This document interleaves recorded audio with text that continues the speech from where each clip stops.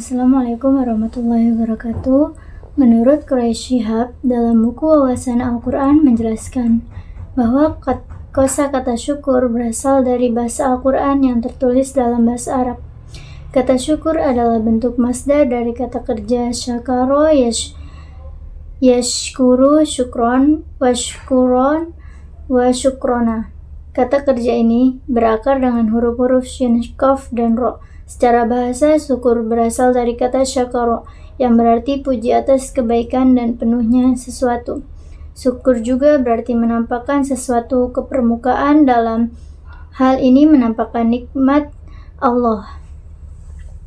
Sedangkan menurut istilah syara, syukur adalah pengakuan terhadap nikmat yang dikaruniakan Allah yang serta dengan kedudukan kepadanya dan mempergunakan nikmat tersebut sesuai dengan tuntunan dan kehendak Allah. Dan ada pun beberapa pertanyaan. Pertanyaan pertama yaitu, bagaimana Anda bisa menjelaskan seorang pelajar dapat bersyukur dalam belajar dengan sehingga hasil belajarnya sempurna dan maksimal? Jadi yang pertama itu, seorang pelajar dapat bersyukur dalam belajar dengan mengembangkan sikap dan tindakan yang tepat. Berikut adalah beberapa cara untuk mencapai hal tersebut. Yang pertama, menghargai kesempatan belajar. Yang kedua, memiliki niat yang tulus. Yang ketiga, menghargai guru dan membimbing. Yang keempat, mengelola waktu dengan baik. Dan pertanyaan yang kedua, bagaimana Anda bisa menjelaskan seorang guru dapat bersyukur dalam mengajar dengan sehingga hasil mengajarnya sempurna dan terus bertambah lebih baik, serta mendapatkan ridho dari Allah Subhanahu wa Ta'ala? Jadi yang pertama, guru harus merasa bersyukur atas kesempatan yang diberikan untuk mengajar dan berbagi ilmu kepada murid-muridnya. Dan yang kedua, bersyukur atas murid-murid yang diajar dengan segala keragaman dan keunikan mereka. Dan yang ketiga, bersyukur atas ilmu pengetahuan yang telah ia miliki dan ia peroleh dalam usahanya. Dan pertanyaan yang ketiga, bagaimana apabila seorang pelajar tidak dapat bersyukur dalam belajar? Buatkan contoh seorang belajar yang tidak atau kurang bersyukur dalam belajarnya. Kemudian jelaskan apa saja efek negatifnya. Baik, saya akan menjelaskan. Yang pertama, kurangnya seseorang belajar dengan memahami materi pembelajaran tersebut. Jadi pelajaran tidak bersyukur untuk tidak memahami konsep dan konteks suatu materi. Yang kedua, kurangnya kemampuan praktis. Dan yang ketiga, rendahnya motivasi dari seorang guru. Dan pertanyaan keempat, bagaimana apabila seorang guru tidak dapat bersyukur dalam mengajar? Buatkan contoh seorang guru yang tidak atau kurang bersyukur dalam mengajar.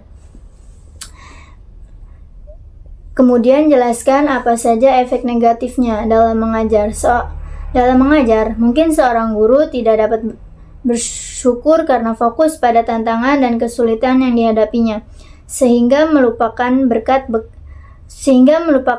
berkat-berkat yang ada. Yang pertama, keterbatasan kemampuan dan kreativitas peserta didik. Dan yang ketiga, dampak terhadap perilaku dan kemampuan siswa. Dan yang ketiga, masalah dalam interaksi guru antara guru dan siswa. Dan pertanyaan yang terakhir, cari atau buatkan kisah yang menceritakan proses pembelajaran di mana guru dan muridnya sama-sama bersyukur. Baik, saya akan memberikan contoh dan proses pembelajarannya. Yang pertama, di sebuah sekolah yang sederhana, namun penuh semangat terhadap guru yang peduli dan muridnya yang penuh semangat untuk belajar. Mereka saling melengkapi satu sama lain. Dalam perjalanan pendidikan mereka dan kisah tentang syukur pun dimulai. Guru bernama Ibu Anissa, seorang pendidik berdedikasi yang selalu bersyukur dan kesempatan dapat membentuk masa depan generasi muda. Ia membawa semangat positifnya ke dalam ruangan kelas setiap hari, memotivasi murid-muridnya untuk belajar dengan penuh semangat dan dengan penuh kegembiraan. Di antara murid Ibu Anissa, ada seorang siswa bernama Rizky yang awalnya merasa sulit memahami pembelajaran matematika tentunya. Namun dengan bimbingan dan dukungannya Ibu Anissa, Rizky mulai memahami konsep-konsep matematika tersebut dan meraih keberhasilan dalam setiap ujian. Ibu Anissa sering mengajarkan nilai-nilai kehidupan selain materi pembelajaran. Ia mengajarkan pentingnya bersyukur atas kesempatan belajar, memiliki guru yang peduli, dan teman-teman yang saling mendukung. Murid-muridnya pun mulai merasakan makna syukur dalam kehidupan mereka sehari-hari. Suatu hari, sekolah mereka mengadakan kegiatan amal untuk membantu anak-anak yang kurang mampu atau yang kurang beruntung. Guru dan murid bekerja sama merencanakan dan melaksanakan proyek ini dengan penuh semangat. Mereka merasakan kebahagiaan dan syukur saat dapat memberikan bantuan kepada mereka yang membutuhkan. Ketika ujian akhir tiba, murid-murid Ibu Anissa berusaha semaksimal mungkin untuk meraih kesuksesan. Mereka belajar bersama-sama, saling membantu, dan menjalani ujian dengan penuh keyakinan. Ibu Anissa melihat semangat dan dedikasi murid-muridnya. Dengan bangga, merasa bersyukur memiliki murid-murid yang gigih dan bersemangat. Hasil ujian akhir pun keluar, dan kebanyakan murid Bu Anissa meraih nilai yang memuaskan.